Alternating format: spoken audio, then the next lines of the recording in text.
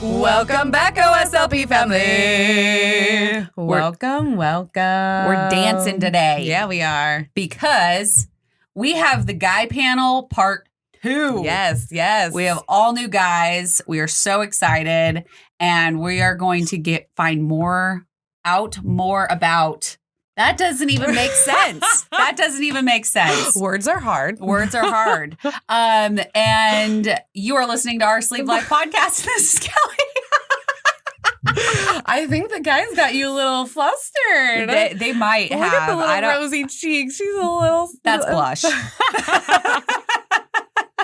I love it. Well, this is Mel. Yes. There we go. And we're so stoked to have all the guys here. We're going to find out all about their journeys and how it is different than a woman's journey. Yeah. Because they are different, but then some things are the same. So exactly. Yeah. So we have 4 guys with us. Thank you so much for, taking the time out of your day. It's a Sunday. I understand. Yes. I'm just happy my team played on Thursday, so I don't have to be worried about my scoring because I'm in 2 fantasy football leagues and I'm killing it already before I started. I checked all the scores before I came down here.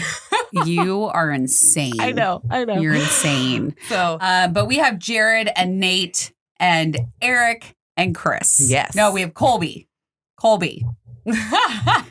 Chris. There we go. So go ahead and say hi, guys.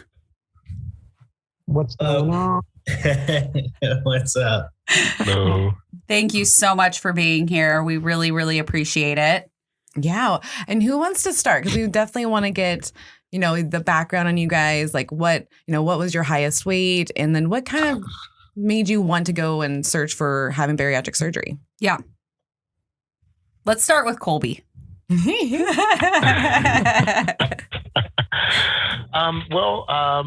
I decided to have bariatric surgery because of I really believe that I would not live past the age of 50. Okay. I was diagnosed with diabetes, high cholesterol. I had very severe sleep apnea. I did a sleep apnea test and I stopped breathing over 100 times in one night. Whoa. Yeah. So it was really bad. And it was always excruciating back pain because of my stomach. I couldn't walk more than maybe a couple of steps before I was bent over.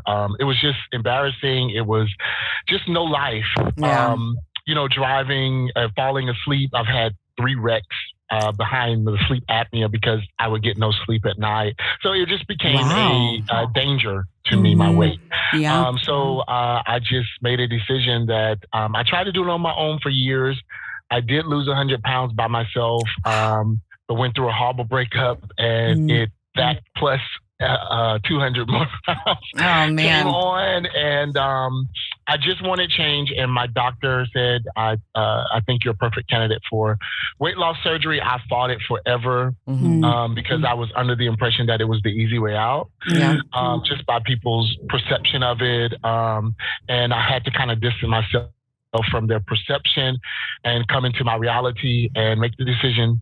This is the tool that I'm going to use to get my life back.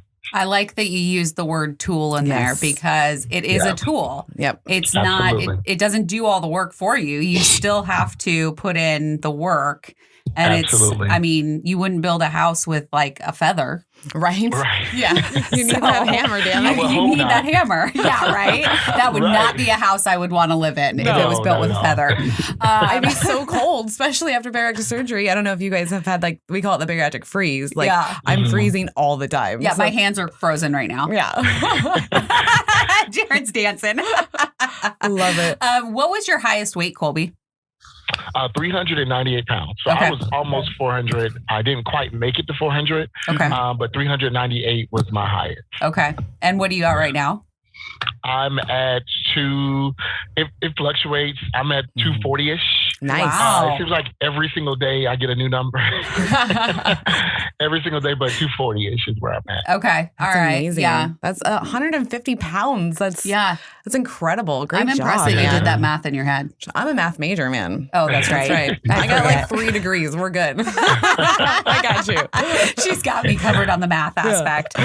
That is amazing. I feel like a lot of people can relate with the dangers that you had before, because I know that I had a lot of health issues. I still have a lot of health issues, but it's really calmed down since I had surgery. Yeah. And I just find it amazing that a lot of people wake up from surgery and they no longer have diabetes. They no longer have sleep apnea. Right. And so I don't know why it's not utilized more. I know. It's that stigma, man. It's that stigma. Yeah, it was amazing. So it was just a change to not use the machine, because I took the machine everywhere. Oh, okay. Not only for me, but for other people. Like, people would complain if I was staying at a hotel. People would hear me in other rooms. No way. Yeah, it was really that bad. It was Crazy. really that bad. Whoa. So I don't take any medication now, except for, of course, the vitamins. I have a clean bill of health, so I'm grateful for the surgery. That's So exciting. You don't have to take any prescriptions anymore then. No. That's exciting. That's great. Great for you. All right. job. Well, let's do Jared next. Yeah, because I think you recently had your surgery, didn't you, Jared? I am 12 days to my surgery. Oh, yes. Almost that's a what it is. year. Yes. Yes. Yep. So my highest weight recorded was 384. Okay. I'm 232 right now. Nice. So I mean, significant difference. Yeah. I actually just had my gallbladder out. That's the one thing I always warn you about with weight loss surgery is you could potentially gallbladder. Yeah. So that happened 2 months.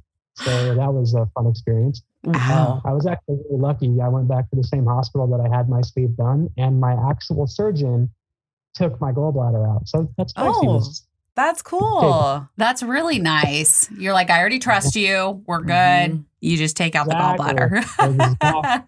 So how did you know, what kind of pain was that? So that way people can know what to look out for. Okay. So this is going to sound really dumb, but it honestly it felt like this really terrible gas. Okay. And so, I mean, just trying to burp it out kind of feeling, but it just got worse and worse and worse. And eventually I ended up going to the hospital. Oh wow. Basically, really bad gas pain, really, more or less. Huh. Okay. So everybody out there, keep an eye on that. Yes. Because we know that if you have really bad acid reflux, that's a side effect of the sleeve, which is why if you have GERD or things like that, most of the time they say go for bypass over sleeve. Yep. And then also gallbladder. Yeah, because I used to have acid reflux when I was little, but it went away over time. So we decided the sleeve was the better choice for me. Oh, okay. So, and you haven't had any issues? No, not at all. Oh, good. Great. Good. So, and what made you, where did your story begin with your bariatric journey? So my mom and dad 15 years ago had an R&Y, both of them. Oh, wow. So they went through that when it was fresh, before everybody started doing it. My brother, he had a sleeve done in Tijuana, and that was about a year ago as well. Okay. Wow. Actually, no, he's almost 2 years out. Okay. So I was like, well, I lost 120 pounds naturally. Ended up gaining 85 in the back. And I was just like, all right, no, I got to do something. And I ended up talking to everybody, and they were like, just do it. Everybody else has done it. It's fine. Like, you'll be okay. Went to the hospital, talked to them. My surgeon said, your family doing it, you're a perfect candidate. So you'll be totally fine. Perfect. And that's what I ended up doing. Nice. And what, I totally had it in my head. That's okay. It was there. It was there. I swear to God, it was there. And you had the sleeve. Colby, we didn't ask you. Did you have the sleeve also? I had the bypass. You had the bypass. Okay. Perfect. All right. And you talk. Yeah? Yeah. Yeah, you did okay. I need more protein, yeah, man. you do. Yeah, you do. So, Jared, it sounds like you had a great support system behind you with this. How was it like right after? Like, did someone stay with you? Did you need help at all? So, I lived with my girlfriend at the time. She wasn't super keen on me having the surgery. Okay. But I did it, and she helped me with it. She is now my ex. But, Okay. Whatever. It happens. That's what I say. Pretty common with weight loss surgery. Mm-hmm. So actually, a lot of the reason why we ended up separating was because my diet changed. I was vegan for almost 4 years prior to surgery. Okay. Trying to get proteins and hitting all the macros, being vegan, definitely significantly harder. Mm-hmm. So I ended up back to a standard American diet. Okay. And super keen on that. So we ended up splitting ways. But now, everything's fine. Everything's good. Now I'm hitting macros pretty much almost every day. Nice. Eating still water all the time. Awesome. Yes. Water and protein. That's what I got. I got my Profi right here. Drinking that that protein. Finish that shit soon. No. Before I get too stupid. No, you're not stupid. It's fog brain. It's fog brain. It's fog brain. I'm calling it stupidity. No, I don't like that word. It's a protein stupid. What, Jared? It's fog brain for sure. Yeah, it's fog brain. It's totally fine. All right, let's hear from Chris. Yeah. Let's hear your story. Good. I guess I'm the heavyweight here. My highest recorded weight was 470. Okay. When I hit that number, I stopped weighing. Yeah. So I don't know how high it got up to. I had to do all no switch. Okay. Currently I'm like 248. That's amazing. Wow. Like Kobe said, it just fluctuates depending on, the day. Mm-hmm. My intake, for me, it was something like just being on the weight loss roller coaster. Like I remember the first time initially I thought about like seriously losing weight was I think I was probably like 310. Okay. And so over the years I would like lose weight, gain weight, lose weight, gain weight, and just back and forth. And so maybe like 5 years ago I thought about like I checked into doing weight loss surgery, and I didn't get through the whole process at the time, and I probably really mentally wasn't ready. Yeah. And so, it went the same thing, just the same roller coaster of like, like I would always be good with working out and stuff like that. I would do the work, and it was just like, once I would lose a certain amount of weight, I would like stall out, and then, something would happen and I would just regain and put on more weight. Mm-hmm. And so like a lot of people, around me or that, I knew of was starting to have the surgery. And it was, I remember the first time it was presented to me, I was like, just, calm down. I got this. I'm going to do it naturally. Right. And like, it's funny to think about that now. The only thing about this process I wish I would have done was done it sooner. Right. But yeah, so it was just that, for me. It was just being on that roller coaster for me. What made you choose the duodenal over bypass or sleeve? Yeah. It's just if you have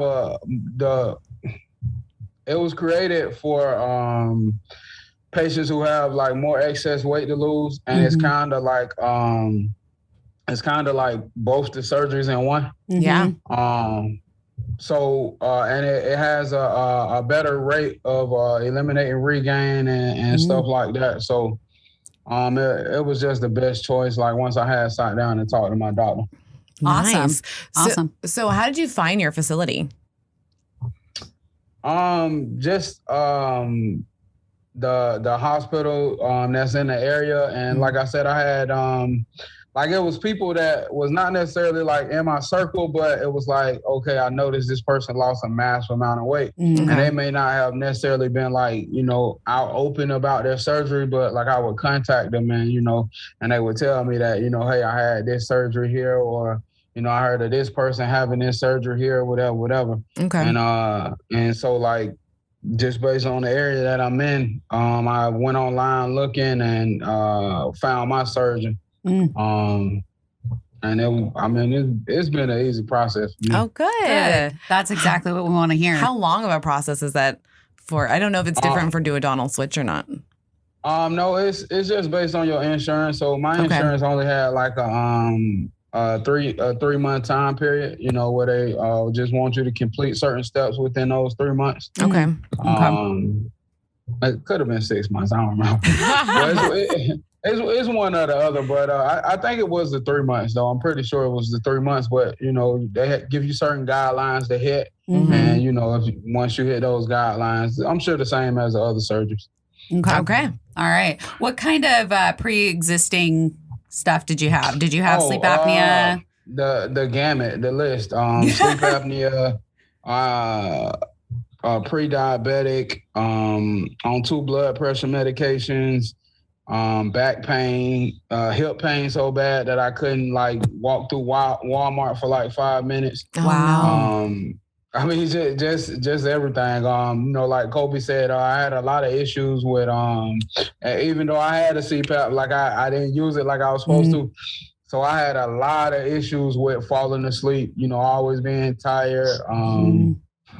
Just a long list. And now currently, that's why I laugh so much when people talk about weight loss surgery, especially if they haven't had it. Like I went from having when you go down the list of comorbidities, the only one I hadn't hit yet, and I was on my way, was being diabetic. I was pre-diabetic. I think my A1C was like 6.5.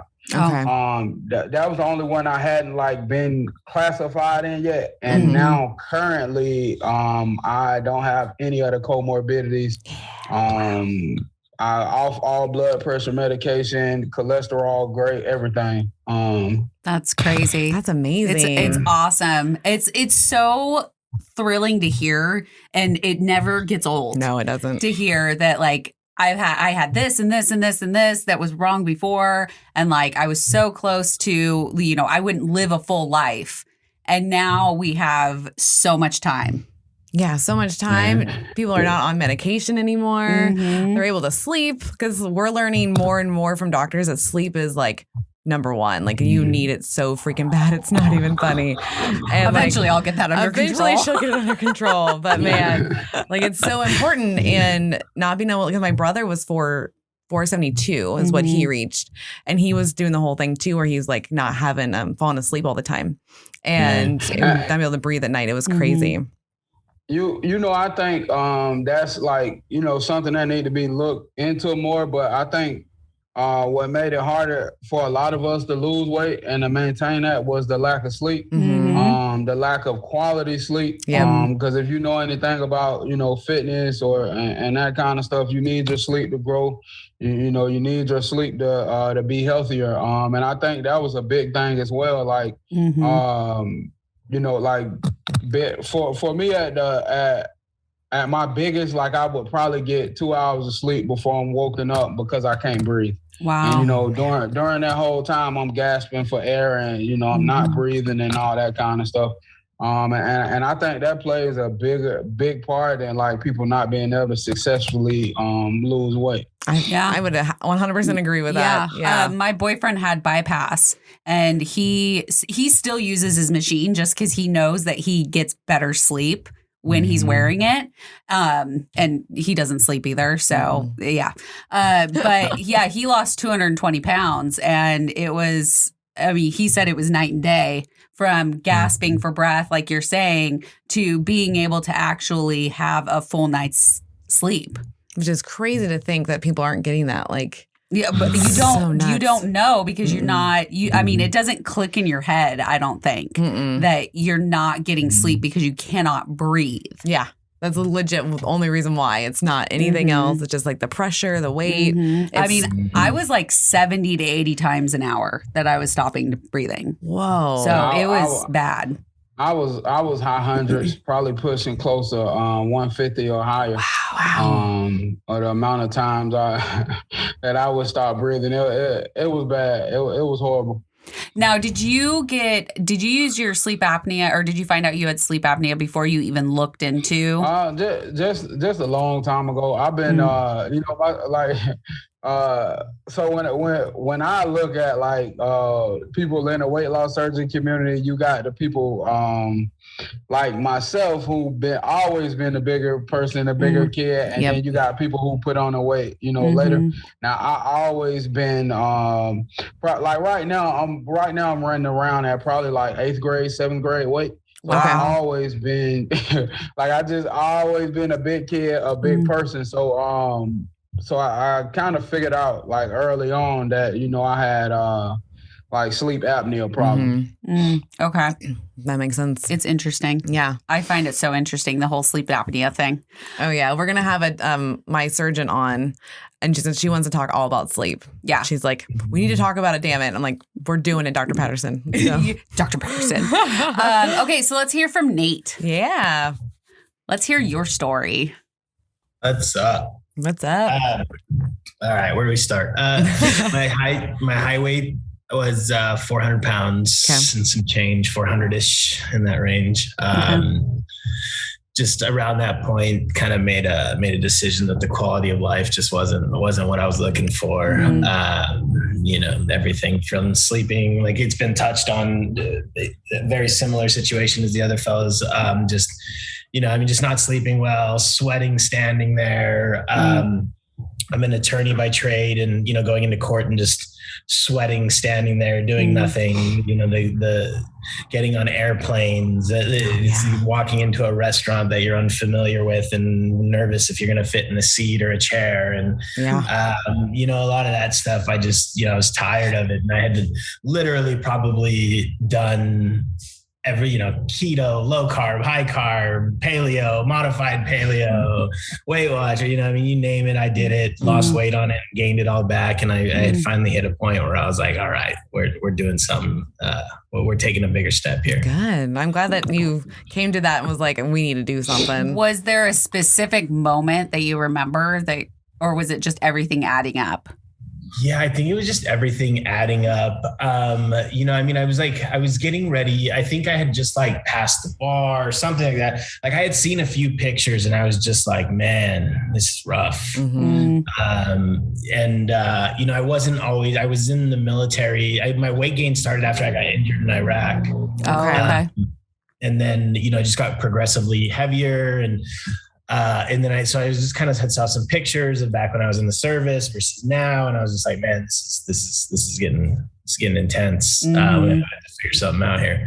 I kind of just, reached out to the powers that be in the insurance and asked what my procedure was and got the ball rolling. Oh, nice. How long was your procedure? Is it like 6 months, 3 months? No, it was actually relatively quick. I mean, from my first consult to surgery date, I think it was like 4 months. Okay. Dang, that's awesome. Did you do it through the military? So no, they did. I could have done it through the VA, but just kind of in my own research and stuff like that. Like, I mean, the VA is great for what the VA is, but I did mine at UCLA Medical Center.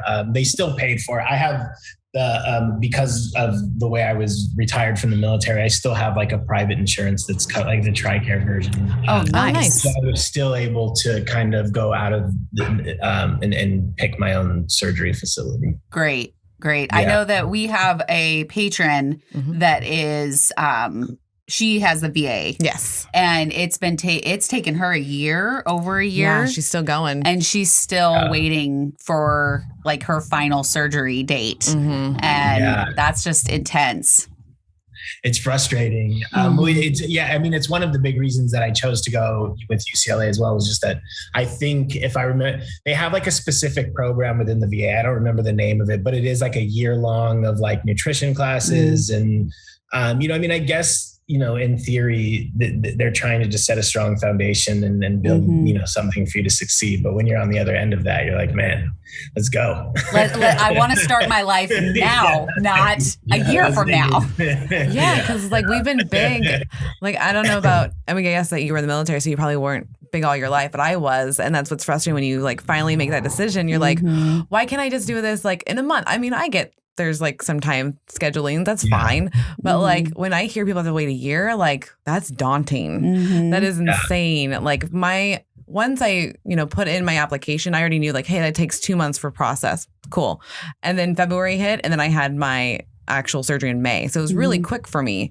And I didn't even have to do the 2-week liquid diet prior to that, but Kellie did. Bitch. So you didn't either. 24 hours prior. That was it. I didn't have to do any pre-op diet.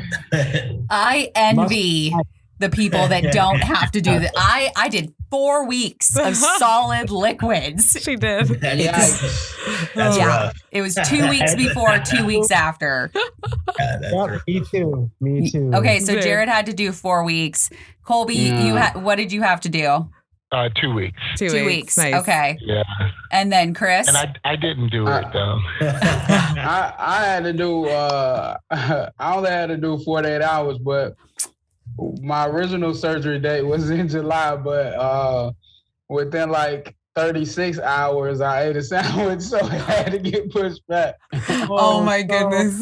Yeah, I'm like Chris. Mine was my surgery date was December 23rd. So all the food was there for Christmas, the holidays. So I did what you should not do. I went online and looked at message boards. And they said, "Oh, don't do the 2 weeks; just do 48 hours." So I did. Oh man, but you I too. took the surgery. So I was looking up how much time does it take to digest food. Yep. I love it. Oh my God. We do not condone that, just so everybody knows. Follow the program. Follow what your surgeon says. Yes. Tells you. Yes. It's hard though. I mean, I remember going through my 2 weeks and all I wanted was a damn burger. Like and I stopped watching live TV because those commercials were killing me. Like I'm on day 4 and I'm like looking at McDonald's, Taco Bell, and I'm like, you son of a bitches, get off my TV. Like I was so mad. That's how that Jersey Mike sub was calling my name. It was like So like before surgery, I used to get these like cravings and urges that was just like my mind would freak out until like I would have I would be freaking out until like I went and got whatever it was. Okay. And with that sandwich, that's just what it was. It was like I don't know, I had like kind of zoned out or something. I'm like, yeah, just go eat this sandwich, you'll be all right. You blacked out. Should we call it the liquid blackout stage? I know. What'd you say, Jared? I delivered food on my 2-week liquid diet. No. Delivering food. So I was smelling everything you could think of and Fuck drinking that. protein shake. No. Oh my God. No. There's no way. It sucked. And then I went back to work like probably under 2 weeks after surgery. Okay. But again, delivering food, and like my partner at the time, she was like, I don't know how you do it. Yeah. Like I would die. Like literally die. I want to eat everything. I would have had freakouts. That's what it would. I would have had to pull over and be like, nope. I had zero care to eat anything at all. I was like, nice. Your life-changing decision. You're doing it. You're sticking to it. Don't fuck it up. I like that attitude. Yes. That's for damn sure. I felt like it was easy for the after liquid diet. Like, because you don't have that urge to eat. Like, you don't even want to drink a protein shake at that point. Like, you're just like, and nothing. That was the biggest thing for me. Like once those cravings was gone, once I was after surgery, I kind of felt like free mentally. Like that was like pre-surgery. I can say like I wasn't ready. But after surgery and like I got cured of those cravings and I was just kind of like mentally free. Like that was a very important period for me. That I didn't have to worry about food. Like a lot of times I just wouldn't eat.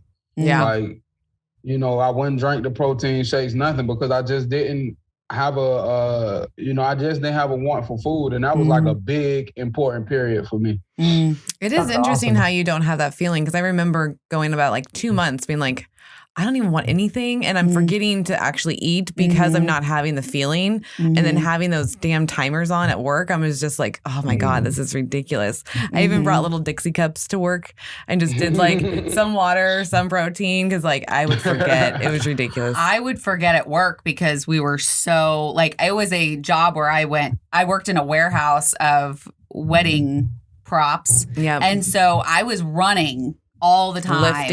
Lifting. And like, there was no time to sit down and eat. Like, cause we were in the middle of wedding season when I started. Yeah. And so I didn't eat for like 6 or 7 hours. And there were points where I'm like, oh, I need to eat something because I haven't eaten in 10 hours. So let's do that first. Yeah, you would call me, or we use Marco Polo app, and I'd be like, girl, you need to eat something. Yeah, you are sounding a little funky. Yeah. Like, let's get you a protein shake. Stat. And I drink like 3 Proffies a day. Yeah, you were.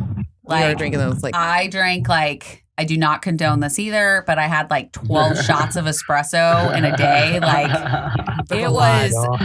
I'm surprised I didn't like just vibrate off the ground. Yeah, because I drank way too much coffee. It was bad. It was really bad. One of my big things. I was like, when do I get to have coffee after surgery? Literally, the next morning, the hospital was like, oh, here's some coffee. I was like, yes. No way. They gave me coffee literally the next morning. What? That is so fucked. I had to wait 30 goddamn days. Yeah. It's so crazy, like how every program is just so different. It's like some people don't even have like that liquid diet after surgery. It's like, and you know, some people do. It's just crazy how like different it is.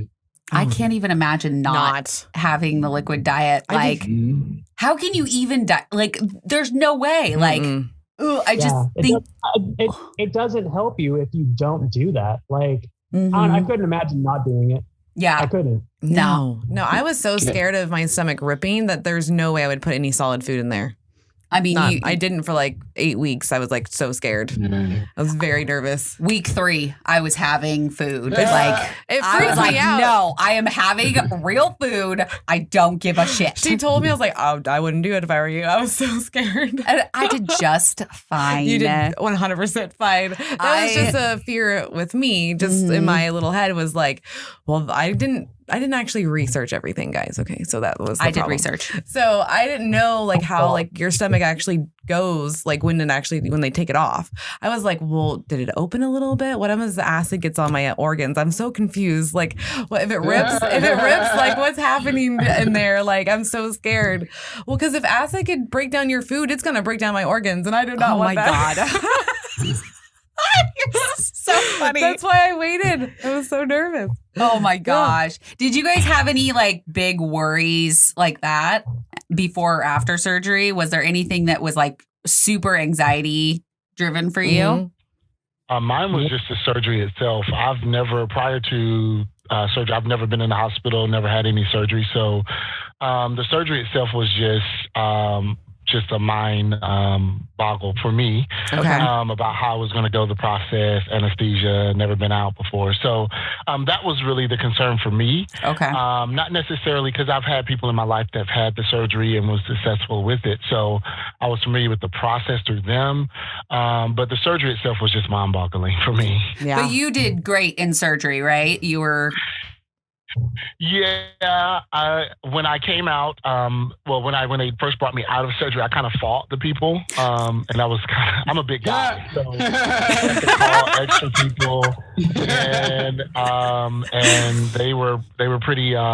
They said this usually is not that bad, but I think it was just right after surgery you feel pain. Yeah, like all you feel is pain, and it's only for a moment because after that they dope you up and you really are not in a lot of pain. But I just, with that being my first surgery, I thought someone just ripped all of my insights. Well, they did. They did. Well, let's be honest. They did. They did. But yeah, that was, I think it was just the shock of it. That's all. Yeah. Well, and don't feel too bad because Dad Rob, I don't know if you guys know him, but he accidentally like hit a nurse or something in the process afterwards too. Yeah. It's a funny story. Yeah. You guys should go listen to it on the first guy panel because it's We were rolling. It was so real. great. And it's so, yeah, I'm a weird one that I love anesthesia. She does. Oh wow! I love being knocked out. Like I've had 3 nose surgeries. I've had my gallbladder out. I've had my weight loss surgery. Obviously, I love being able to sleep. Like, oh wow! It's that hard sleep that you don't remember, and I'm just like, yes, knock me out. If I could be addicted to something, it would be that. I don't think I love being in control, so I don't like it at all. Yeah, I don't I'm either. the opposite because I have a really bad reaction to waking up from anesthesia. I feel like shit. When I had my dye done, when they checked my stomach before surgery, when I woke up, I was puking for like 24 hours. Oh no! Yeah. So when we went into surgery, they were like, "Hey, yeah, you had a bad reaction to the anesthesia, right?" And I'm like, "Yeah." They're like, "Okay, cool. We'll make sure we give you stuff for nausea, so that way you're not feeling terrible when you wake up." And how'd that go with the nausea?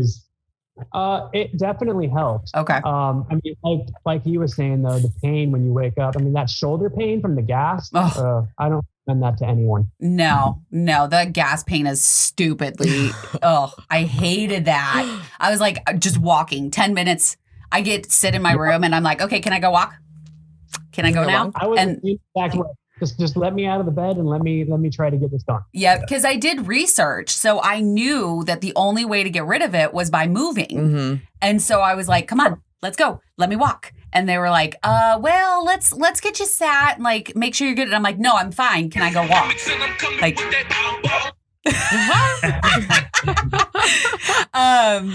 So I just wanted to walk, and they're like, "Well, I guess, because my ex-husband now, he was with me, and so they were like, well, if he walks with you and make sure that you don't fall, I guess it's okay." So, but they were all like, "What is wrong with this girl?" Yeah, I don't know. I did not want to walk at all. I was very just tired and wanted to just be in my bed. I was like, nope, I'm not going anywhere. Yeah, you didn't get up and walk. No. I wanted out. I wanted to walk around the halls. I was doing laps, like maybe an hour or 2 after surgery. I was doing laps. Wow. Nate, how did you do after surgery with gas pain and all that?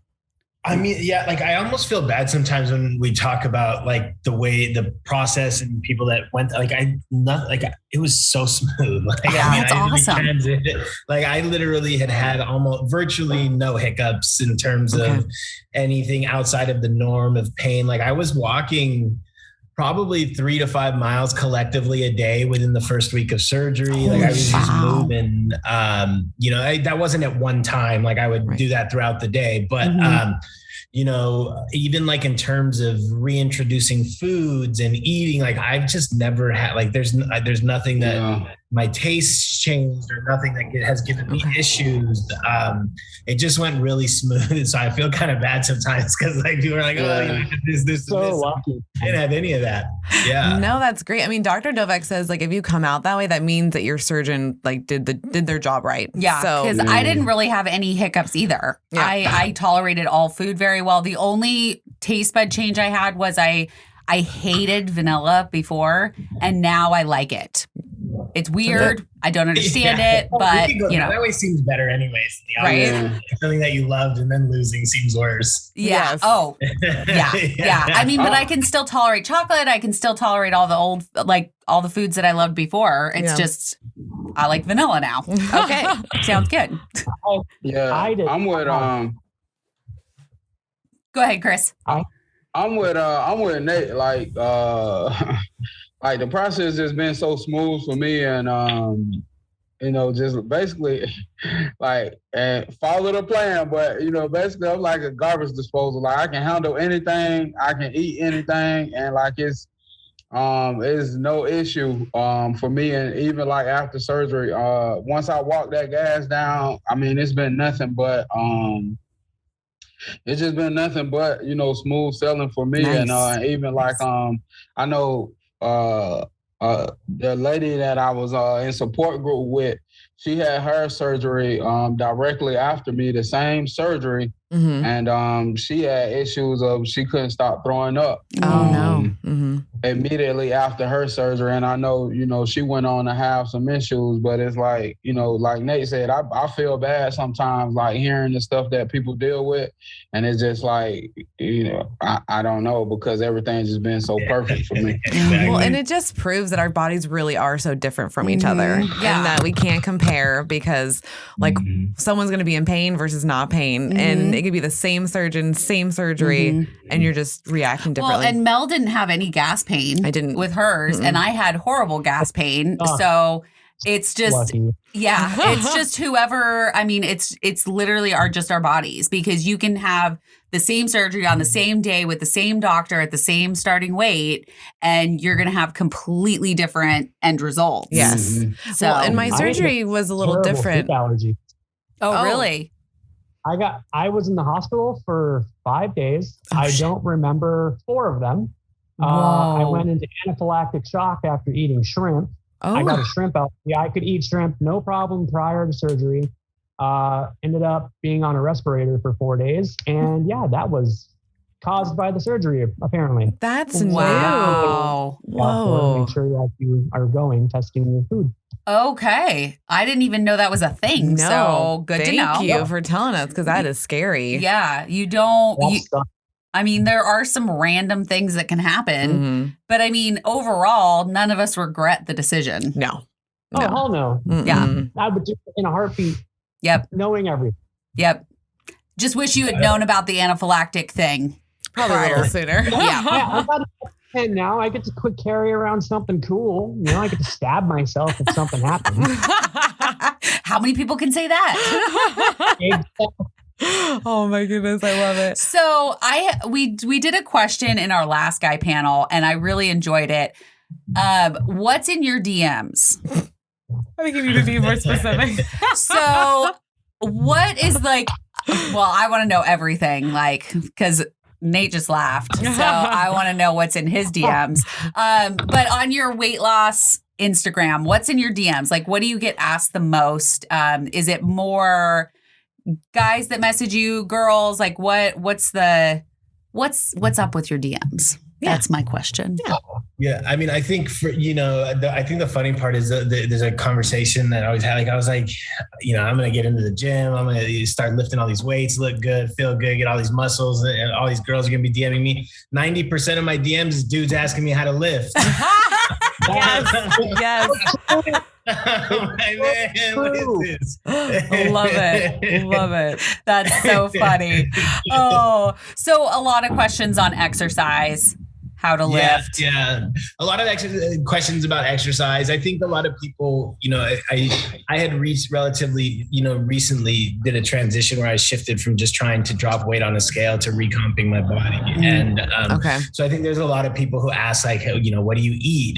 Like, how do you physically consume enough calories to build lean mass? And those kind of questions. And that's probably the most common stuff that I see. Okay. What is your exercise routine?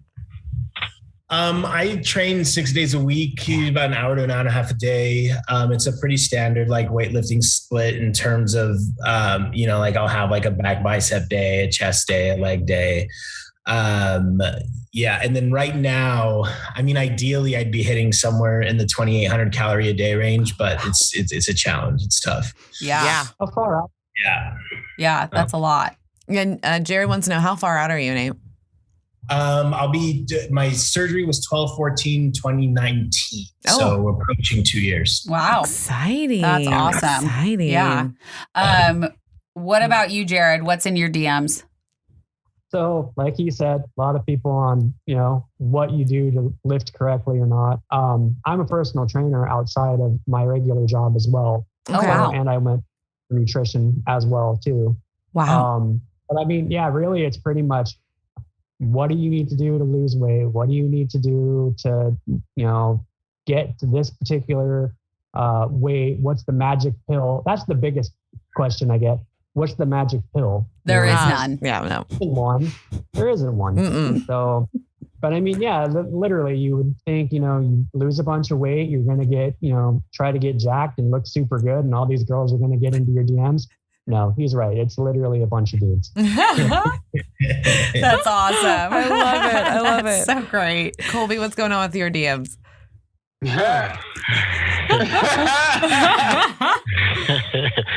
Well, it's quite the. I mean, I get definitely the muscle questions, the gym, because I switch my addiction from food to the gym. I recognize that through my therapist, and it's a healthy obsession. Good. So I'm in the gym all the time. So my DMs is questions, like everyone said, about weightlifting. What do you eat? I don't keep up with what I eat. I make a choice. Every time I'm hungry, I make the appropriate choice. Nice. I have a choice to eat bad, or I have a choice to eat healthy. And that's how I live my life. And I know if I need protein, I eat the protein, but I don't measure. I don't keep up with macros, all that. I just don't. I just know my body. Yeah. But those questions, but I have been getting a lot of DMs about interest outside of weight loss as well. Yeah. So that has increased by 100%. I send the smiley emoji and keep it moving. I love it. Oh, that's so funny. That's a good way to just shut it down without just smiley face. Thanks. And we're going to move on. Well, actually, before I became involved, I did not shut everything down, but but that's actually how I became involved, through one of my DMs. So, that's awesome. You slid into your DMs. So, I mean, I'm going to use that. In the DMs. Yeah. I'm going to use that tactic, though, Cole, because, I'm getting messages on Facebook, and I'm like, I don't know what to do. I don't know what to say. I'm like, thank you. Awesome. Yeah. I don't know. I'm like, I'm not used to compliments. Thank you. And a smiley emoji saves the day all the time. Oh, I love it. It's a good tip. Well, it's good because my profile is not private. It's very public. You can see it. I've been married for 13 years. I don't know why they think there's photos of me and my husband sometimes the night before on there, and they're like, hey, what's up, beautiful? I'm like, what are you doing? It's very obvious here. Oh my goodness. It's 2021. That doesn't matter. Apparently it don't matter. Not at all. Yeah. I was single, and I made sure that my profile was not easy to find. Yeah, our patrons can't find you. Yeah, which I don't know how I made it that hard to find, but mine's on private. I don't answer any weird messages because I'm just like, I mean, some of them are really funny. These sugar daddies are hilarious. Yeah, those are the ones I fuck around with. Filtering out. I just actually found this maybe a couple of months ago. There's a whole nother folder of inbox. I have 2,000 DMs from people who do not follow you. Okay. Who may reply to stories and stuff, and I didn't even see it. Now there's a lot of actual people who had legitimate questions, but I'm not gonna go through. That's a lot. That's a lot. 2,000. That's where you need an assistant, and they take care of that shit because funny story was I got my first unsolicited dick pic. It was the most funniest. Listen to this, guys. Listen to this. At first it was hi, beautiful, and I didn't answer, and then he's like, you want to talk, and I still didn't answer, and then all of a sudden dick pic instantly, and I was like, whoa, this is insane, and as I'm because me and my husband we're so close, I was like, babe, look what I just got. This is hilarious. Yeah, what else did you do with it? And then all of a sudden, no, he called.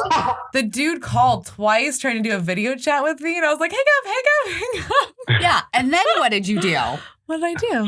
She sent it to me. Oh, yeah, I did send it to her. Because I was like, dude. I open it up, and then there's a dick pic from Mel, and I'm like, what's going on with this? And she's like, if I have to see it, you have to. And I'm like, why? That's not an actual rule. I did send it to 3 girlfriends. I was like, you have to see this shit. That is not a rule. I don't want to see weird dicks. One, it wasn't weird, and my husband was like, that's impressive. I probably would have said that too. He was like, I get why he does this tactic. And I was like, it could just be a Google image. It totally could have been. Well, people have no shame. I'm literally waking up in the morning and people will Instagram call you at 2 o'clock, 3 o'clock in the morning. I'm sleep, and I'm I don't even know who you are. Yeah, what are you doing? I I don't even really call people back that I've been knowing for years. Why would I answer your call on Instagram? Oh my gosh. Colby, you and I are like kindred spirits because I don't like to talk to people. I'm a texter. Yeah. Text me. Yeah. Don't call me. Absolutely. Unless someone's dying or emergency, I'm not going to call you back probably in 2 months. Yeah, it's not Just happening. text me. Yeah. I'll run into somebody and I'll be like, oh, hey, you called me 2 months ago. Right. And I never said anything to you. So how's it going? You're like, don't Glad be you're mad. still alive. I'm still here. Right. So, Chris, what's up with your DMs? Just the same thing. Interest. I need to add some more dudes because. So like the interest done picked up. Like Kobe said, you just send a smiley face emoji, say thank you, whatever, and just keep it moving. Okay. But for me, like I'm trying to get it like into more serious lifting and stuff. So look like I need to jump in them guys. Well, anytime, bro. Anytime. we brought you guys together for a reason. That's right. That's I right. appreciate it. So how's the support system been? We know Jared's got a good, solid support system. How's the support for you other guys?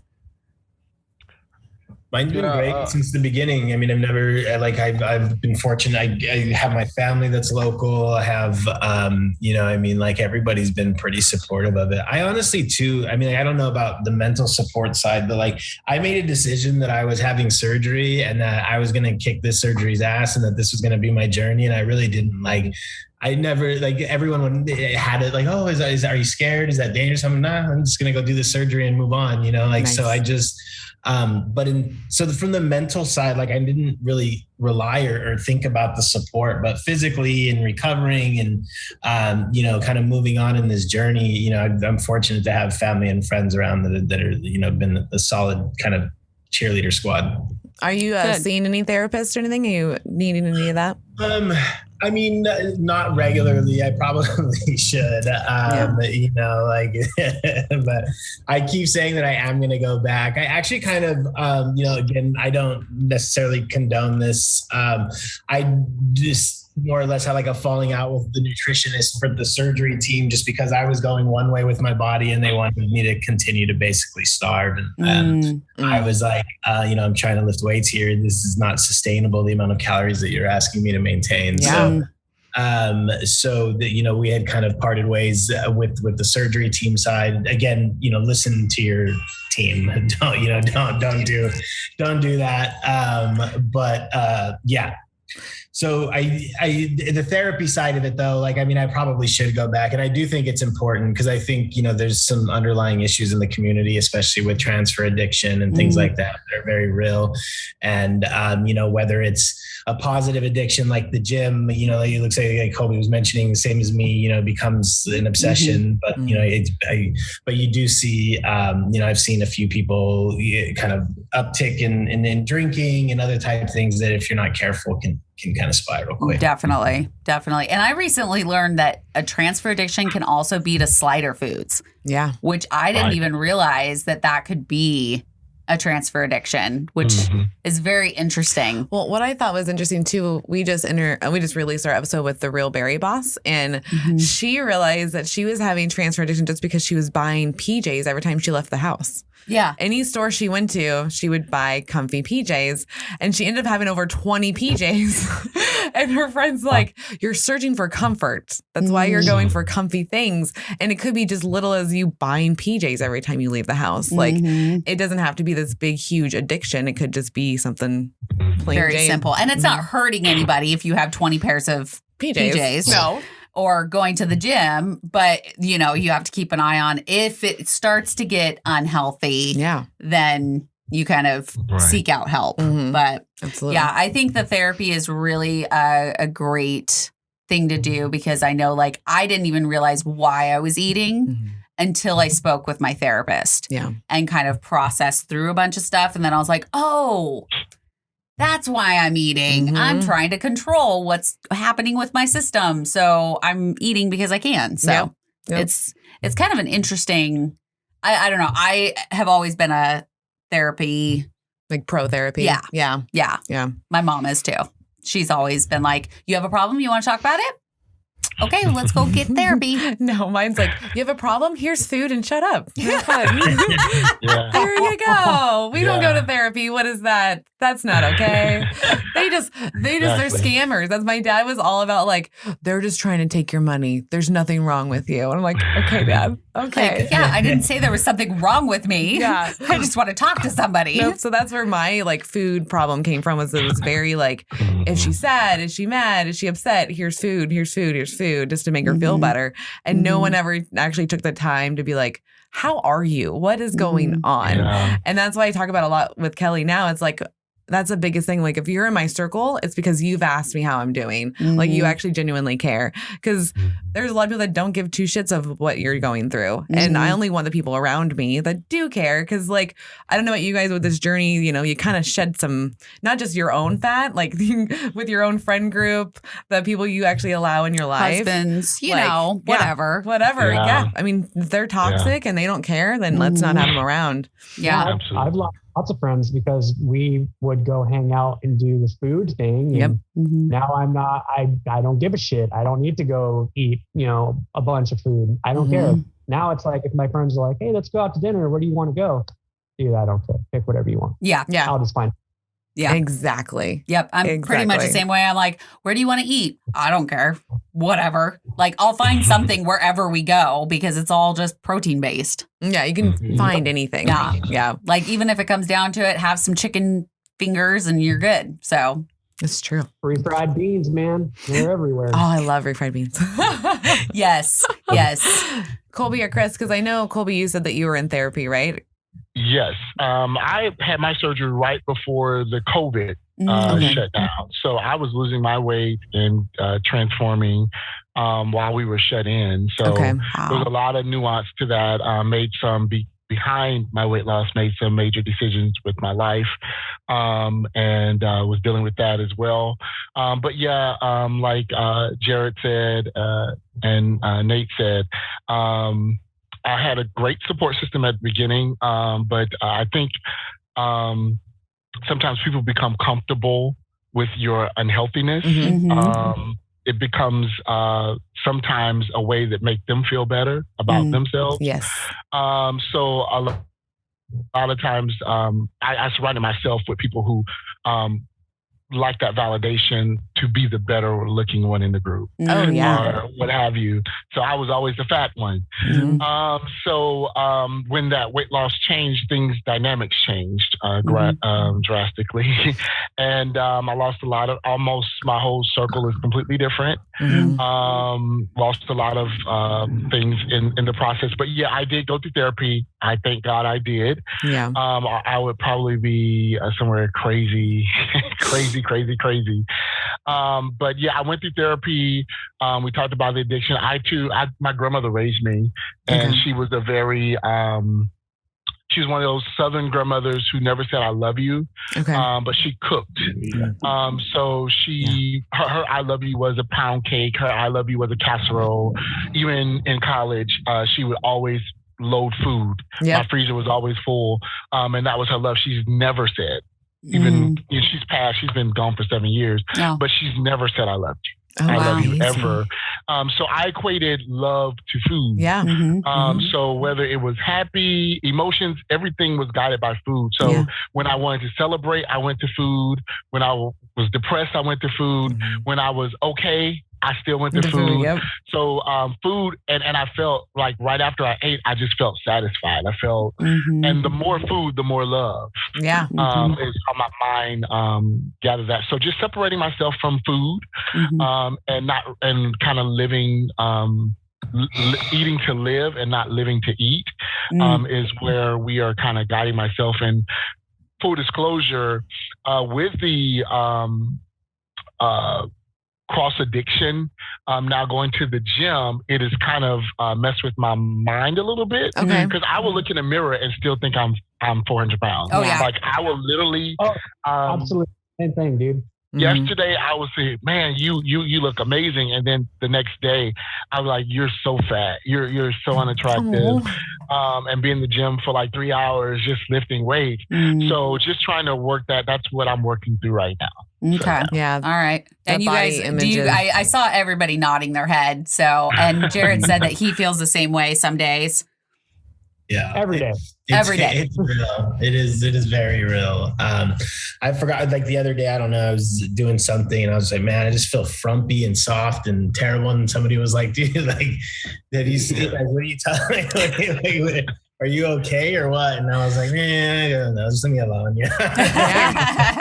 Just let me be in my funk. Sometimes you just have to work through it mentally yourself before you can really express it to someone else. Yeah. Chris, do you feel that same way some days? Yeah. I think the thing for me, I think everybody who going through any kind of weight loss journey, kind of feel that. Like for me, it can go from like hour to hour or like picture to picture. Yeah.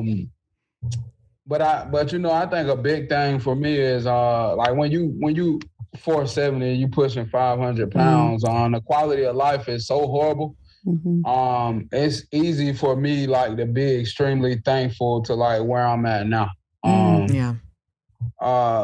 So it's like, wow, sometimes I kind of get into that, but it don't take much for me to be like, like it's hard for me to be mad. It's hard for me to be upset or feel a certain type of way just because of like, where I'm at now compared to, like I said, I couldn't even walk through Walmart, now I'm running, racing kids and stuff. And that's awesome. So for me, it's just really like, I equate it to like being in prison for 20 some years and now I'm free. Yeah. I like that. Yeah. I like that. I mean, you're imprisoned in your own body. Yep. And that's kind of the worst prison to be in.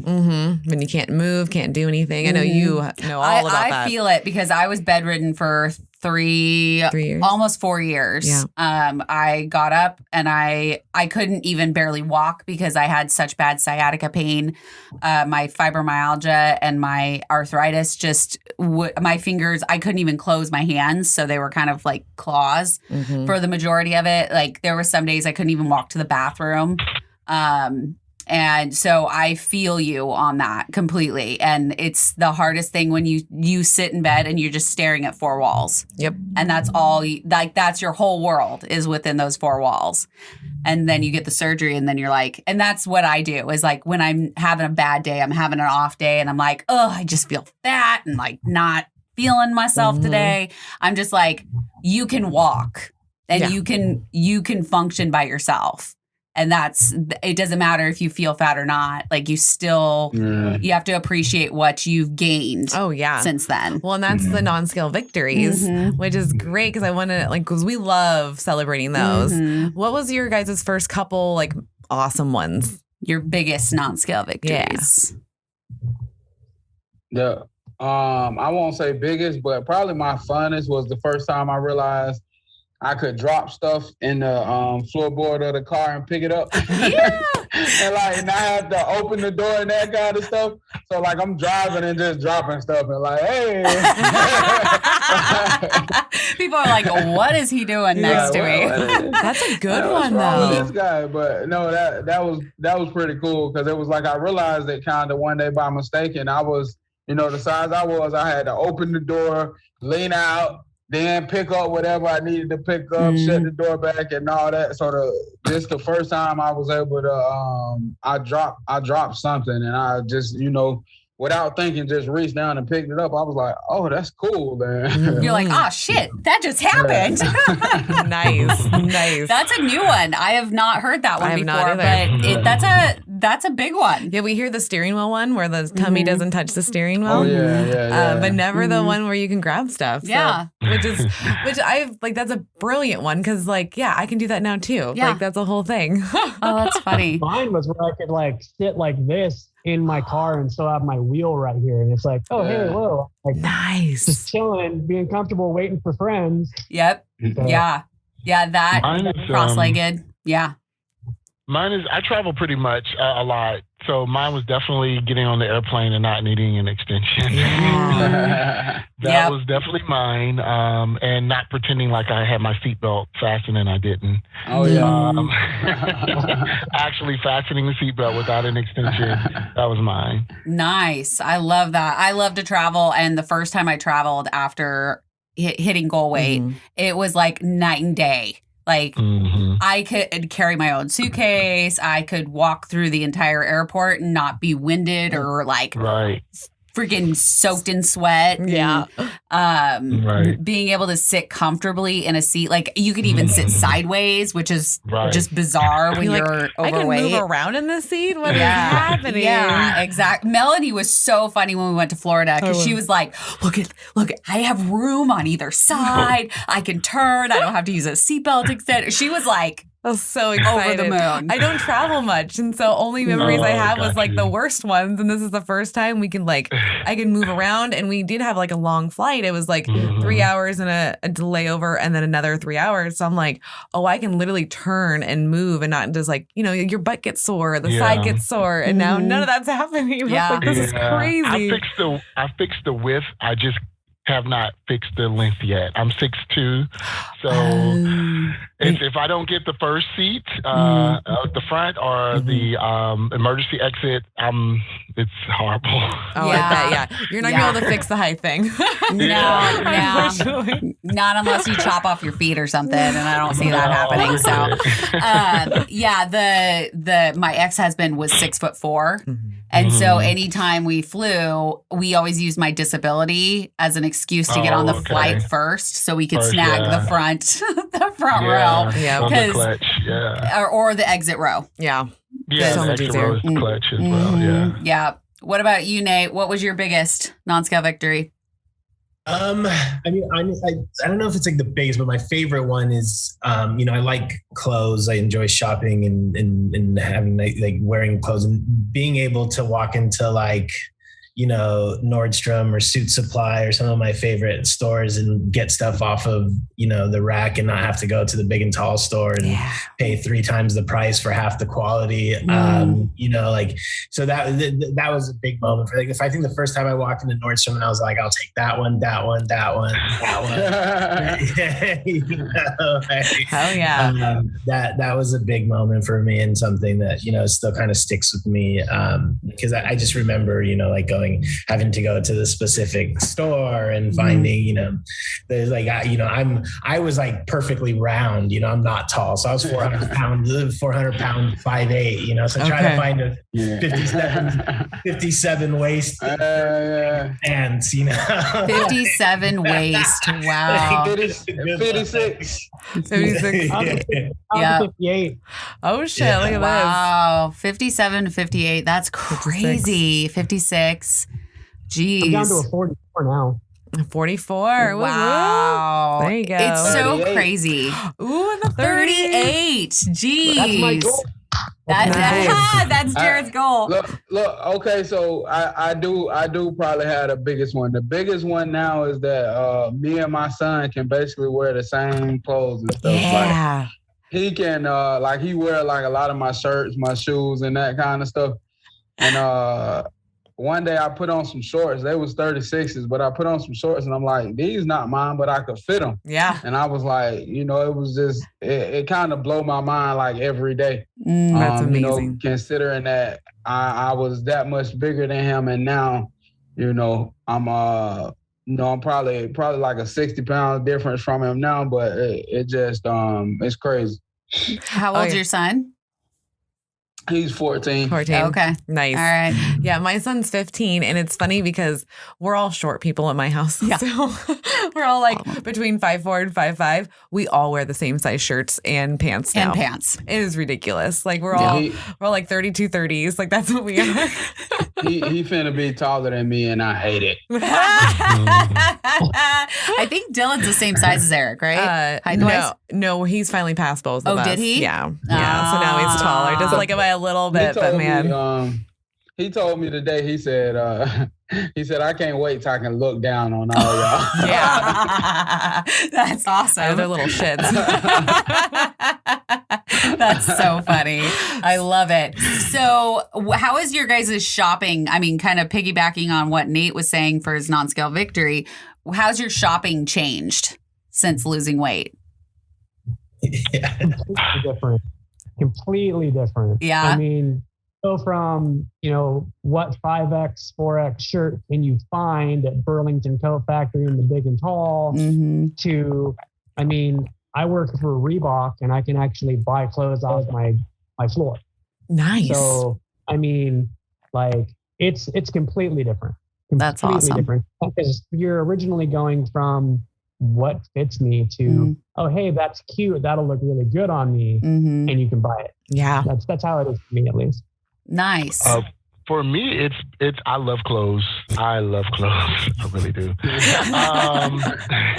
Kobe be dressing. I mean, I've seen your photos. You dress real well. So. Yeah, you definitely have a fashion sense going on. Yeah, it's very beautiful. I'll be like, damn, Kobe. Yeah. Appreciate it. Thank you.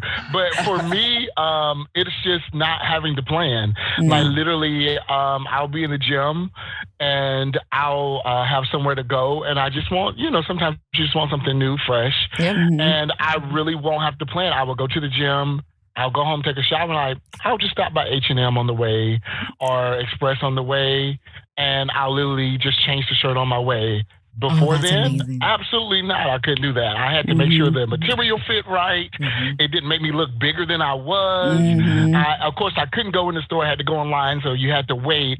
And then when you waited, you had to see if it fit because everything was, if it was a 2X, it may have not been an actual 2X. So it was just always, when you had somewhere to go, it was always, darn, I love clothes, but here's the battle to find something to wear. But now it's just going in the store, picking it up, not even trying it on, being sure of the size, a large, and going in the car, putting it on, getting out, going to the event. I love it. I love that. I love that. Yeah. Yeah, because with what I noticed with the journey is it goes from like, oh, what just fits to now I have a style. Like, you find your true style. Yeah. Right. Yeah. And you find sales. Everything's always on sale. I love that. I love that. Yeah. Seriously, a shirt's like $10 sometimes, $20 instead of like 40, 50 because of the extra material. Oh, exactly.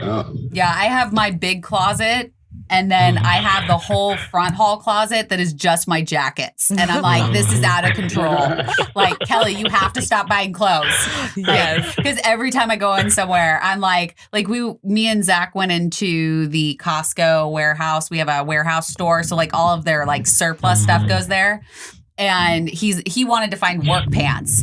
And I walk out with hunter boots and Birkenstocks. And he was like, I don't understand how we went in for me and you leave with two things. And I was like, I don't, because I can find stuff anywhere. Anywhere now. Yeah. I can go into like Dick's Sporting Goods, find something. Hunting stores, I can find something. I'm really good at shopping. If there was No, go ahead. Oh, I was going to say, if I had like a superhero thing, it would be shopping. It'd be shopping. Yeah. Because I'm real good at it. Yeah. Yeah, I kind of like got myself in trouble because I went off the deep end, like being able to even like go to Walmart and, like put on a $10 shirt and, it fit. So I kept getting myself in trouble. It was like I had to buy something every single place I went. It was just like, you can fit this, buy this, or you can fit this. You need to buy this or order this online or do this or do that. I know one time I ended up, I ordered like 6 pairs of shoes at one time, like just crazy stuff, like for no reason, just because, I could. And I felt like, I don't know. I guess that was kind of like transfer addiction. It was, it got kind of crazy for a minute. Yeah. But you reined yourself back in. I think it's where you're denied access so long that when it's almost like growing up poor. When you finally grow up, get educated, get money, a lot of people know how to manage it, or they spend it every chance they get because I've been denied so long. I now have access, and I'm going to buy everything I can and make up for the childhood. So yeah, I get that. I would completely agree with that. Yes. Yeah. Yes. Melanie's the exact opposite, though. I mean, we both grew up very poor, but I'm just so scared I'm going to be poor that I just hold on to everything. Yeah, and I'm like...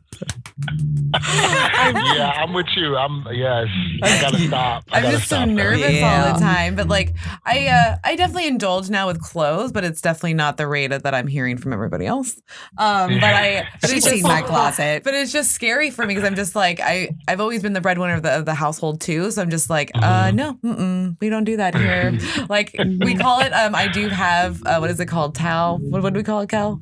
You make hand towel money. I make hand towel money. Yes. That's what we found out at least. Yeah. Because she had, oh my God, I would come over here and go to the bathroom and I wash my hands and I look over and there's this towel that's like this big that you're supposed to dry your hand on. I'm like, Mel, what am I supposed to do with this? Like, this doesn't do anything. And I'm like, if you need me to, I will go pick out hand towels and bring them. And she's like, oh no, I make hand towel money. I'm like, okay, then go buy that.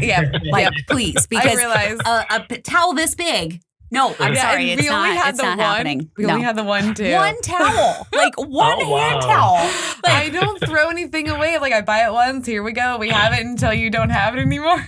Or sheets. You make second sheet. I know. Money. I really need to buy a second pair of sheets, guys. Yeah, I'm like, what are you doing? And she's like, I'm waiting for my sheets to dry. I'm like, why don't you just put it like in your backup set on? And she's like, what's that? What's a backup set? I'm like, girl, come on. Buy a second set of sheets. Like, I was like, no, I don't. $20 at Marshall's. I don't need to buy anymore. I already got the one. I get it. No, you need two sets. I know. 2 sets. But but that's where like the whole scarcity comes from. It's just like, nope, we already got all the things. Now we save money. And so that way if a bad thing happens, I'm prepared. But no, I do make more money now. So you make hand towel money. I did buy a bunch of hand towels. Yes, she did. So we are stocked up now. We're good. I don't have to worry about how I'm drying my hands at her house anymore. So we're on the same page. So I do have a question about loose skin. How's everyone doing? And how are we feeling about it? That's one of my recent battles right now. That's definitely one of my recent battles right now. I think that's a major part of when I look in the mirror. My clothes fit great, but I want to, my goal is to, not necessarily for other people, but for myself, I've always wanted to see my V. Around. I want my V. So I'm going to get my V, whether it takes surgery or not. Love it. So I'm on the journey of trying to find a good surgeon even though I don't have a lot, I just want to look at my body and be satisfied. So. Yeah. Okay. Does it get in the way of anything? No, it's not. Again, it's not that excess. But I have talked to other people who had surgery before me. I know people who've had surgery 10 years down the road or before me, 7 years before me. And theirs were the same way, but it does grow over time. Okay. So where it was not a problem over years, it does sag more and more. So they encouraged me to just go ahead and get it handled. Yeah, duh. Because we get older and everything starts going. Gravity is stupid. Yes. I mean, to a point. We do have a plastic surgeon episode coming up. That's what I meant to say. Okay. Yes. And he actually specializes in bariatric plastic surgery. Oh, wow. Okay, so we can send you his info. Okay, great. If you'd like. Yeah, because absolutely. The one thing we learned from him and to look for, by the way, for anybody that wants to do this, is that our skin is different. So after weight loss surgery, so some plastic surgeons will say they can do it, but for bariatric patients, our skin is thinner. So you have to know like the techniques and stuff. And so he said there's only like a couple handful of people that actually specialize in that. And he happens to be one of them. So that's cool. Yeah. Yeah, awesome. And you said that you're in the DC area right now. We know that Michael Michael James, Dr. Michael James or something like that. He's a surgeon that's bariatric as well. Okay. That he's really awesome. cool. So I'll send you that stuff too after the call. Yeah. So Okay, awesome. Thank you. Jared, how are you feeling about loose skin? The skin. So, I mean, it's definitely there. I would like to hit 100 land. I'm still 30 pounds from it. I just had my 1-year post-op surgery update the other day. Okay. I'm 13 pounds away from their goal weight, what they gave me. So I know for a fact, once I lose everything and once I start bulking and get where I want to be, I'm definitely going to have the skin surgery for sure. Okay. Do you know, like, are you going to do like multiple surgeries, like arms, stomach, thighs? Like, have you thought about it? In my mind's eye, I just want to do a 360. That's it. Okay. Sounds great. I'm looking back. I mean, I don't, fortunately, a lot of my weight was really in my stomach. My legs and the arms are pretty good. Okay. So that's awesome. I'll have that. Oh, that'll make it so much easier. Mm-hmm. Yeah. Yeah. Nate, we all heard how you feel about loose skin. Yeah. It's tough. It's a struggle, to be honest. I think especially I don't know if it's especially, but you get to a point where obviously in my mind, like I could see that my body's undergone massive changes and the arms start coming in, the shoulder starts coming in, the legs start looking good. And then you're just sometimes I look at myself and it looks like some a saddlebag of leather, just like pouched in. I'm just like, I want to get rid of this thing so bad. Some days I'm more critical on myself than others about it. I've actually scheduled the surgery 3 different times and postponed it each time because I I honestly just am afraid of the downtime from the gym, like pushing it back and wanting to get as much as I physically can done. Okay. And then, but yeah, so we'll see. It's tentatively scheduled for March 2022. I don't know if we're going to still keep that, but that's when it's scheduled. Awesome. Right. What kind of surgery are you set up for? And I'm doing a full lower body lift. So it's thigh lift, butt lift, skin removal. I don't remember the official name of it. The 360 cut around my body. And then I guess they do something with kind of closing the gap between the abdominal muscles that have been stretched out from stuff so that's kind of what is in the books. Oh, nice. Nice. I think that's ab reconstruction or something like that. Yeah. Yeah. And that can be brutal is what I hear. It's painful. I think that's what everyone's been saying. It's just you're going to be sucking for a while, man. Yeah. Cause those abs, man, I've heard that, my massage therapist, she had her abs reconstructed and she was in a lot of pain for a while. And she was like, I still feel like it's almost too tight. Oh. That's what she said. But yeah. I love Chris's laugh. It's so good. It's so awesome. So how about you, Chris? What's going on with loose skin and things? Of course I got some. I haven't reached a point to where it's a problem for me. Okay. I see at some point, probably doing plastics, but again, like I said, my outlook is kind of different. I'm, just thankful to be here. Yeah. So for me, it doesn't, it doesn't bother me that much. In clothes, I look decent.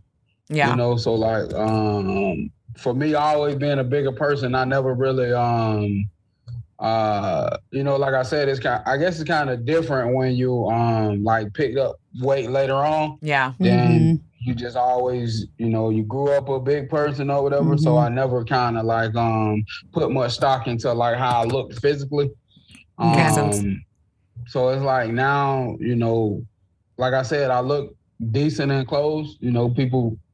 People say, that I lost weight and got kind of swaggy, so that's good enough for me. Swaggy, I like it. Yeah, I'm gonna start using that.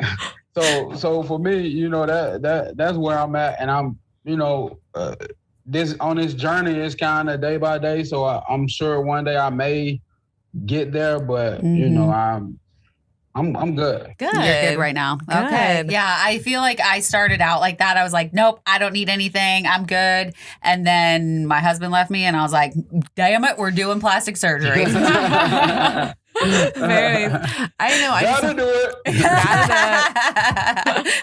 Well, and I have just 2 last questions. I don't know if you have any other questions, but yeah, I have one. Okay, cool. So I'm gonna do one where I just know that if I don't ask, and I always ask, I'll get in trouble by all of our I viewers. know exactly what she's asking. So this is gonna be about sex. How is it? Is it better? You're liking it? What's going on? Mel is obsessed with the sex questions. Because it's fun. Definitely much better. That's for sure. Yeah. Yeah, we would agree. How about you, Nate? You look a little embarrassed over there. No, I mean, yeah, it's a different game. Yeah. like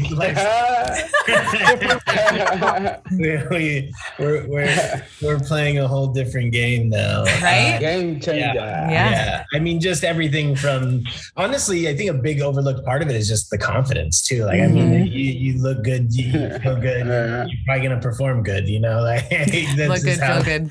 that's probably gonna fall in line. So yeah, you know, I mean, it's a game changer. I just feel at 37, I feel like younger and more alive than 27, and that's transitioned from the gym to the bedroom to anywhere else. You know, I feel it's significantly better. I fully second that.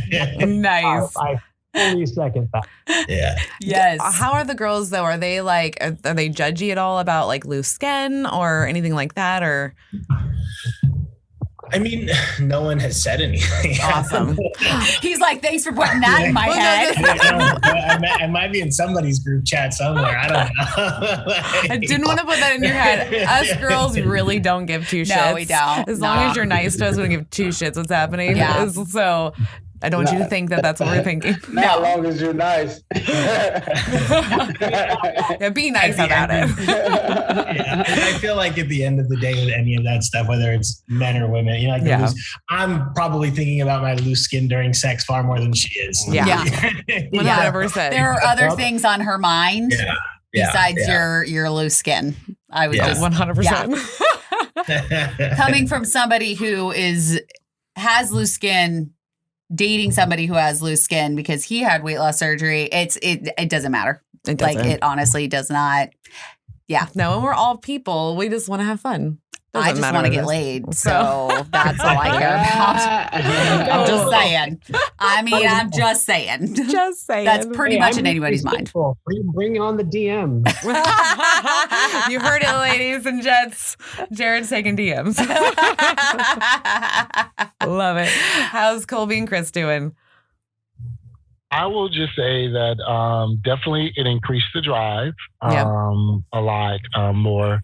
I think just by losing weight, but definitely the testosterone level with gaining muscle or lifting weight adds to that. So everything's healthy and everything's Everything's good. Everything's good. Yeah. You just go. Yeah. I mean, that has to be like, I know for me, it was more like endurance, like lasting longer, being able to do different things and just not having any breathing problems. Like, you know, like it's a cool win when it doesn't even have to be all the other things. Mine was completely different because when I was with my ex, I didn't want to have sex. Like even after surgery, no desire in it. And then as soon as we were like split and I got with Zach, I was like, yeah, let's go. Like, it's like I finally found my rhythm. Yep. Your person for that. Yeah. Yep. So it was, I don't think it was after my 2 year. Oh, damn. And yeah. That's a damn moment. Damn. Yeah. Damn. It was a while. We'll just put that out there. Sorry, girlfriend. I'm good now. That's all that matters. I love it. Chris, how's it going with you? You know, like they said, just a difference in night and day. Yeah. You know, big difference everywhere. I love it. Big difference everywhere. All I can think about is your brother when he was like, for every 50 pounds you lose, you get an extra like half an inch or something. Yeah, something like that is what we heard. Yeah, that's about right. Yeah. It's about right. Yeah. That's about right, Jared. This is Let's great. just say, in my personal experience, you get to watch a lot more, which is fun. Yeah, that's true. Oh, that's a good thing. I would agree. Yep. I would definitely agree. It's more fun. More fun. Colby's Get to like, watch more. We're good.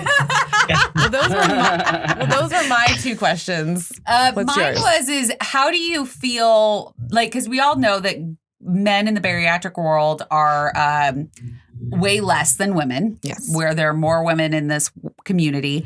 Do you guys feel like you're kind of out on the outside looking in, or do you feel very included? How does it feel for you being because you all have Instagram, you all are in the community, so. I feel very much included from the time I posted my first before and after. I received major love from the community, like nothing negative at all. Like I haven't experienced, like I know some people say, that they may, if you post something maybe bad that you're eating, somebody will say something, but nobody's ever said anything bad to me. Good. Women and men is just embracing me and showing the love. So I feel very much included. Good. Yay. That's good to hear. Because I know that, sometimes it's a different world for men versus women. So even like commenting. So like, this is just my like personal thing was like, I was like nervous to like comment on your guys' things. Like, good job. I love fucking seeing this shit. Cause I'm like, I don't want them to think we're hitting on them. I'm just like, I'm just excited to see other dudes in the community that are like in it and like showing what it's like. Yeah. So I'm glad that it's and I'm a firm believer. Everybody that likes your stuff and shares your stuff and admire it doesn't always want you. I mean, I think social media has created that culture to think everybody wants you, but some people are just genuinely happy. Yeah, definitely. Happy for you, inspired by you, and so yeah, I get it. Awesome. All right, we'll go back to Chris. Sorry, I'm crazy. Oh, stop it! Someone knocked the neighbor's door. Okay. I know how it is. I have two dogs, so they just go crazy. So it's all good. And I saw Nate's dog, the head.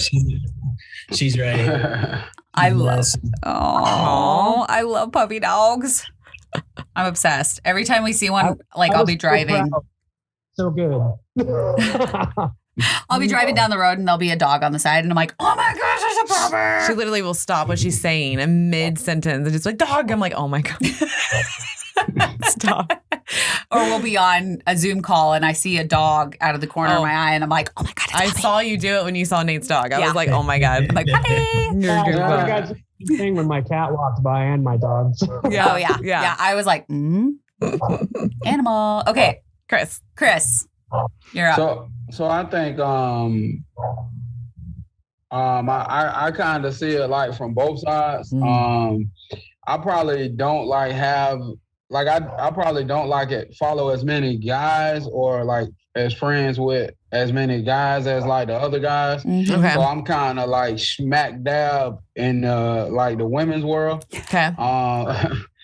So, I kind of like get to see both sides. I think like as far as the men, it's growing. And like you do have this group of guys who all support each other like as far as in the bariatric world and outside of it. So I mean you see that a lot, but I think one thing like about the women, and I don't know if it's like because dudes are like scared to do it or whatever, like I know like with me and Colby, like he always showing me support on my stuff, I'm always showing him support on his stuff, and like just me in general, I always try to like I'll sit there and just go down Instagram liking and, you know, just like trying to show people support. Like if I don't have nothing to do, I'm literally like just, you know, liking stuff, scrolling. I may not even be looking at what it is, but just trying to like, you know, to show people support and, you know, to let people know like, you know, somebody watching and somebody appreciate you. But as far as the women go, like one thing I will say, like you got those pockets of women who like really support each other and like just they go all in for, you know, whoever in their pocket. And I think that's something that, you know, I think is dope and like really cool. And like I said, as far as the men, like, you know, it's like a small group of growing men who give each other support, but I just don't like see that as much coming from the men's side. I'd agree. So it sounds like that's something that you would want more of in that sector. Well, I mean, like for me, it doesn't matter because, like I said, I'm hooked up with some cool people, and I'm sure after this I connect with Jared and Nate, and you know it'll be the same thing. But like just for me in general, is like I just try to support anybody anytime I can, and you know, just to show that love because it's free. It's 100% free. And you know, like you never know how you might make somebody's day just from liking their picture or shooting them a quick comment, or just my thing is the fire emojis.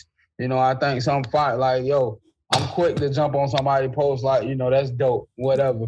And like I said, it's free. So, you know, I'm real big on that. Well, I love that because I think I was telling my husband this. I was like, and I know this is a little sexist what I'm about to say, but I actually almost I feel better when I see a dude actually like and comment on some of our stuff than women, because women, we are really quick to do that. We want to show support immediately, but I feel like it takes a little bit more oomph for a dude to actually like and then write something. And so when I see that, I'm like, I get really excited. So keep doing it, guys. I think a lot of us are like, oh my God, like dudes are actually noticing and saying something and like I think it's encouraging. It's great. I think it's important because guys aren't so prevalent in our community. And it's like, you guys are there. Yeah. And so we need to bring you guys into the forefront, same as like, you know, making sure that people know that this isn't the easy way out. Yep. And I think, you know, I don't know if this is true, but I think a lot of guys are kind of nervous to put their whole lives into social media and especially in a bariatric community. And so the more we show, you know, Dad Rob's done an excellent job at like doing the Monday Night Lives and really bringing people on and talking about the guy's side of it because it isn't as talked about. Yeah, it's not at all. Yeah, you did a great job. Yeah, I love watching the Monday Night Lives. Rob is that's my guy. Like he one of the people that you know, that kind of made it like okay for me to like just to be free and open with as far as my surgery go. Had I never came across him, I probably will be like, you know, a secret sleeper or whatever. But I think when it comes to the dudes, I think like we feel like we more likely to get like judged when more so the women is like, okay, she had weight loss surgery. Like with dudes, it's kind of like, oh, he had weight loss surgery. You know, it's like I've had people, like I've had conversations with people that I'm really close to, and I wanted to tell them about my surgery, but you know, they may be like, you doing a great job losing weight. You didn't have that surgery, did you? You know, and it's like, okay. Yep. You know, That's you can frustrating. tell So it's man, use it. Yeah. Well, yeah, you're probably thinking like they're probably thinking like, bro, you couldn't just go work out. Like, come on, man. But it's like, dude, no, we've done that. We yo-yo dieted for years. In my opinion, it's just get your ass in the gym and eat the right amount of food, and you can get buff like me. But when you have been obese, you know, majority of your life, they don't understand that you can't just do that because it's mental, it's physical, it's everything. They're like, you know, 10% body fat and look freaking awesome. And you're over here, you know, 400 pounds trying to make sure you go to Subway and eat just, you know, a 6-inch sandwich rather than, you know, 2 foot long. Right. So in my experience, like the entire weight loss community has been fantastic. I've never had anything like said bad or anything like that. Everyone's full of love. It's an amazing community. That's awesome. Perfect. That's what I want to hear is that because it is a whole different world over in the weight loss community because everybody is, for the most part, very supportive and very, we're all cheerleaders for each other. And the community just keeps growing. And so there's even more cheerleaders out there for everybody. Yeah. We know what it feels like to be hated on. So, which is why we changed the name of the bench to not the loser's bench. It's the winner's bench. That's right. Yeah. Because I hated the loser's bench. I thought it was stupid. I really didn't use it that much. No. I was like, I get that I'm losing weight, but I'm a winner now. So let's not do that. Yeah. So Nate, what about you with the community and everything? Yeah, I mean, like I think it's definitely different from a male and female perspective. It's the reality of it. But in terms of feeling unsupported as a male, I don't think that's true. I think that it's just, or I don't think maybe not true. That hasn't been my experience. Okay. Everybody has been extremely supportive, male and female. I mean, I think a lot of things. I overthink things a lot, and I think a lot of it is, I often think about, just that a lot of times too. Maybe like men and women, I don't know. I always think like a lot of people in the community are either like married or have children and stuff like that, and maybe they feel uncomfortable being like, oh my God, you look amazing on this dude that's half dressed post, and like so stuff like I mean, I'm always kind of conscious about that stuff. And even like when I'm like hyping up people that I know that are in relationships and stuff like that, I try to be respectful of that kind of stuff and make sure that it's a positive message, just kind of in support. But I think that maybe sometimes that plays into it. But overall, support wise, I feel love from both the men and women. I think the women's more like, yeah, you're doing a great job. And the men's like, okay, like, how many sets of I